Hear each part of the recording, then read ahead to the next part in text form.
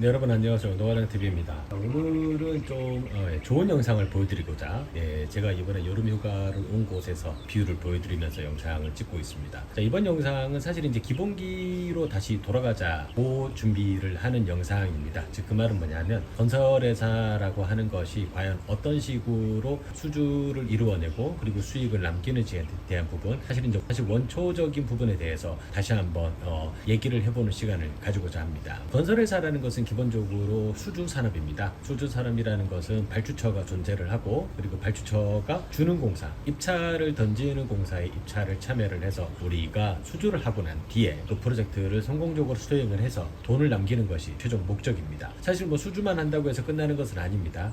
한때 많은 건설회사들이 수익성이 나쁜 악성 프로젝트를 수주함에 따라서 유동성의 위기도 많이 겪었고요. 유상증자나 무상증자를 통해서 회사의 어떤 어려운 시기를 힘들게 넘어왔던 그런 경험이 있습니다. 그렇기 때문에 수주산업이라는 것은 단순하게 입찰을 통해서 수주만 한다는 것에 끝나는 것이 아니라, 수주를 하고 난 뒤에 이 프로젝트를 플러스 돈 되는 수익이 남는 프로젝트를 만들기 위해서 노력하는 것도 같이 노력이 포함되어야 된다. 이 두 가지 콤비네이션이 서로 맞아야 된다라고 얘기를 할 수가 있습니다. 자, 여기서 저희가 이제 건설회사가 왜 그러면은 비정규직이 많은지에 대한 부분도 같이 언급을 할 수가 있는 거예요. 보통 건설회사가 우리가 흔히 말하는 제조업이라든가 뭐 조선업, 자동차 공장 또는 뭐 전자, 반도체에 비해서 정규직의 비율을 아주 낮게 가져갈 수밖에 없었던 그 이유 중에 하나가 결국은 수주산업이라는 것 때문입니다. 올해 우리가 20조를 수주했다라고 해서 내년에 20조를 수주할 것이라고 기대하는 것은 너무 과한 욕심입니다. 올해 20조를 했다고 해도 내년에는 운이 나쁘면은 2천억만 수주할 수도 있습니다. 그 비율이 1대 100이 돼도 전혀 이상하지 않은 게 건설회사입니다. 올해 초에 발생했었던 현대산업개발과 같은 대형 사고가 발생을 하게 되면 사실 그 갖고 있는 네임 브랜드 하나가 무너지는 것은 순식간입니다. 그렇게 됐을 때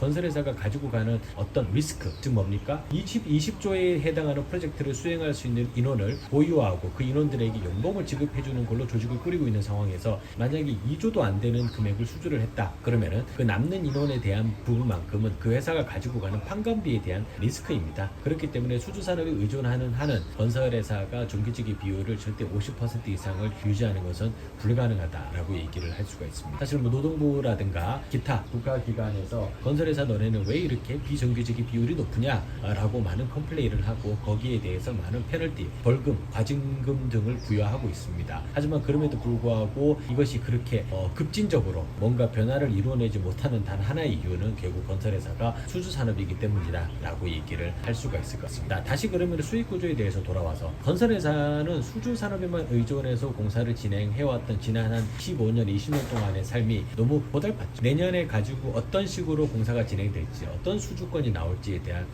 불투명성, 이런 것 때문에 인력을 더 뽑고 싶어도 뽑는 것이 힘들었고, 그리고 조직을 더 키우고 싶어도 키우는 것은 상당히 부담감이 컸습니다. 그렇기 때문에 건설회사가 이런 불투명성을 해소하면서 회사를 조금 더 안정적으로 가져가기 위해서 손을 대기 시작한 것이 결국은 PC가 아닌 디벨로퍼 사업이다라고 생각을 하시면 돼요. 좋게 말하면 디벨로퍼 사업이고, 조금 더 확대해서 얘기를 하자면은 제가 이전 영상에서 소개를 드렸던 GS건설의 뭐 10가지 신사업, 이런 부분들이 자꾸 건설회사가 손을 대는 이유 중에 하나가 뭡니까? 수주산업에서부터 오는 어떤 불확실성을 해소하면서 회사를 조금 안정적으로 꾸려나가고자 하는 그런 마인드에서 이런 사업을 계속 손대는 것이다 얘기를 할 수가 있습니다. 그럼에도 불구하고 아직 어떤 이 PC에서 벗어난, 수주산업에서 벗어난 부분에서 수주산업에서 벗어난 사업에서 건설회사가 괄목할 만한 어떤 수익을 가져오는 경우는 별로 없었습니다. 그렇기 때문에 아직은 한 10년 정도는 건설회사가 앞으로 어떤 식으로 좀 더 고민을 해나가고 어떤 부분에 집중을 해서 사이즈를 키워나갈지를 우리가 좀 눈여겨볼 필요가 있죠.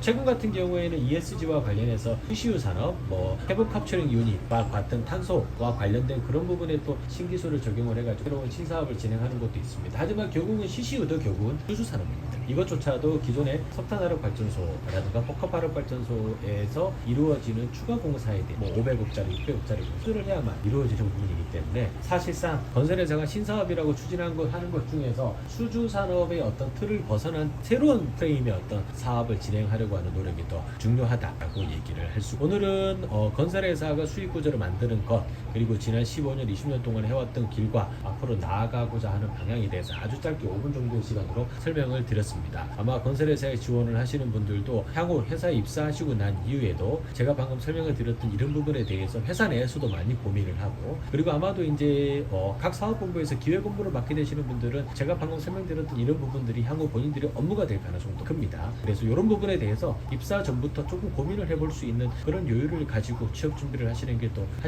큰 도움이 되지 않을까라고 생각합니다. 오늘 제 영상과 그리고 내용이 마음에 드셨다면 구독 버튼과 좋아요 부탁드립니다.